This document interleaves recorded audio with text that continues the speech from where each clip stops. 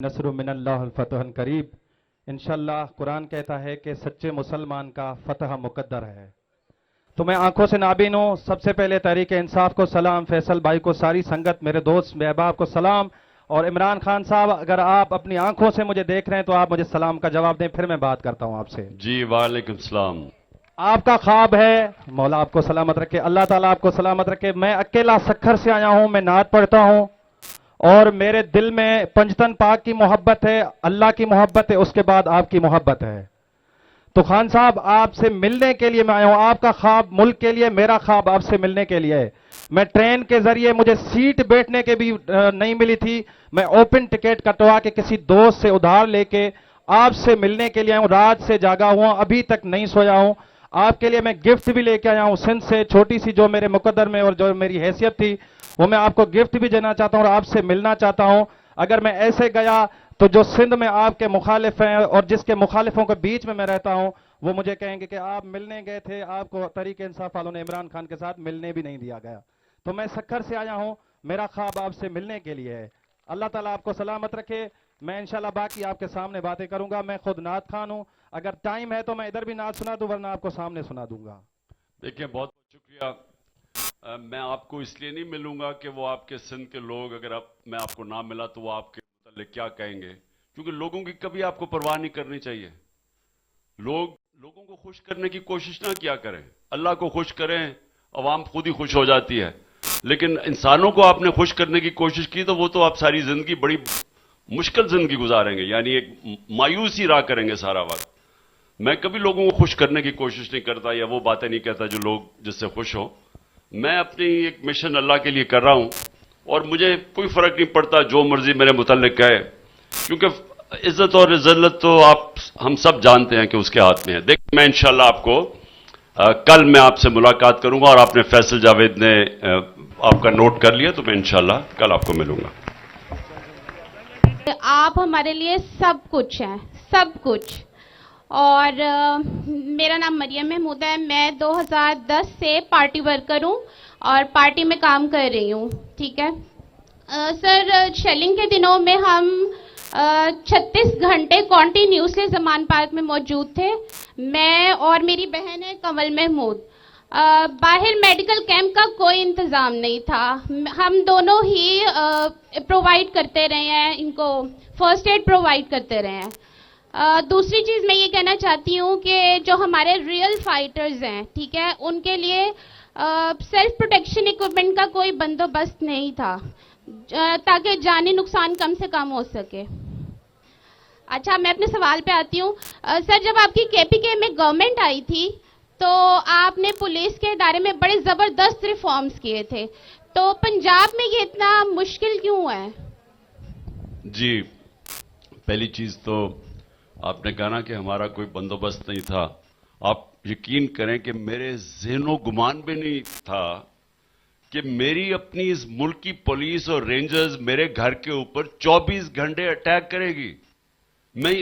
अगर मुझे ये कहता, मैं कभी ये बात माननी नहीं थी, क्योंकि ऐसा कभी हुआ ही नहीं है पाकिस्तान में। यानी एक बहाना था कि जी हमने आपको अदालत में लेके जाना है, तो जब मैंने उनको श्योरिटी बॉन्ड दे दिया था कि मैं अदालत में वैसे ही जा रहा हूं, तो वो कानून के मुताबिक अरेस्ट कर ही नहीं सकते थे। लेकिन प्लान कुछ और था। यहां ऐसे लोग बैठे हुए हैं जिन्होंने पहले मेरे ऊपर कत्ल करने की कोशिश की, अल्लाह ने बचा लिया वजीराबाद में। वो लोग इस वक्त इक्तदार में बैठे हैं और उन सबको खौफ है कि कहीं इलेक्शन हुआ, ये जीत गया तो इनका एहतसाब होगा, तो उन्होंने फिर कोशिश की। ये जो इन्होंने किया है, ये कभी किसी, आपने सुना है कि पाकिस्तान में कभी किसी घर के ऊपर इस तरह हमला किया गया है? और इतनी ये पुलिस जरा देखें, ये आप सामने देखें कि ये कोई यहां कोई कुलभूषण यादव बैठा हुआ था, कोई इंडिया का सबसे बड़ा कोई गद्दार या स्पाई बैठा हुआ था।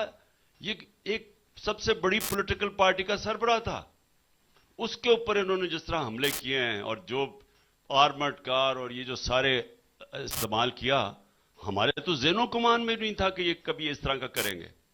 और मैं दाद देता हूं आप जैसे वर्कर्स, हमारी ख्वातीन, ये जो हमारे नौजवान थे, ये देखें, ये जो नौजवान अकेला जिस तरह ये इन्होंने स्टैंड लिया, इसका तो कोई मिसाल ही नहीं है पाकिस्तान में कि जिस तरह इन्होंने जिस जज्बे में इतनी ज्यादा फोर्स का इन्होंने ये खड़े हुए और उन्होंने बचाया, नहीं तो इन्होंने अगवा करके ले जाना था। और सबको एक खदशा था कि ये सिर्फ इसलिए नहीं आ रहा है कि जेल में डाले, इन्होंने मार देना था क्योंकि डरे हुए हैं। इन्होंने फिर कोशिश की 18 मार्च में मुझे जुडिशल कॉम्प्लेक्स में मारने की, तो ये तो मेरे कारकुन थे, उनका जज्बा था जो उन्होंने मुझे बचाया। और ये देखें, ये उस्मान को देखें कि ऐसे भी कि वो उसके सामने खड़ा हो गया समाविया के। तो हम पहले तो मैं सिर्फ आपको ये कहना चाहता हूं कि ये जो हुआ है इसकी कोई मिसाल नहीं है पाकिस्तान में। जिस तरह ये नौजवान खड़े हुए हैं 24 घंटे, और जिस तरह की शेलिंग हुई और जिस तरह उन्होंने बार बार अटैक किया।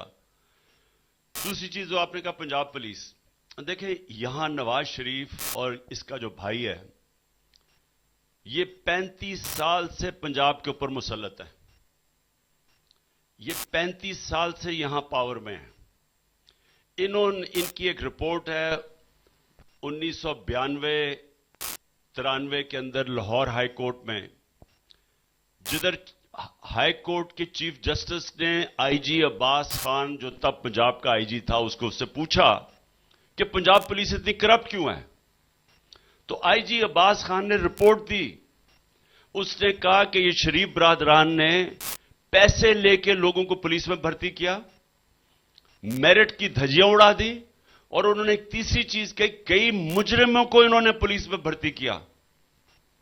तो वो जो पुलिस इनके दौर में जो पुलिस बनी हुई है वो आसान नहीं थी पख्तूनख्वा में ज्यादा, क्योंकि एएनपी तो सिर्फ 5 साल के लिए थी। ये तो 35 साल के बैठे हुए हैं। इन्होंने तो नीचे से लोग भर्ती किए। तो इनके ऐसे लोग यहां हैं जो हमने पूरी कोशिश की पंजाब पुलिस को डीपोलिटिसाइज करने की, लेकिन वो पहले से ही पोलिटिसाइज थी। इनके लोग बैठे हुए थे। इन्होंने हर जगह हमारे लिए मुश्किलें पैदा की, लेकिन अल्लाह का शुक्र है कि हमें पता चल गया वो इतने ज्यादा नहीं है।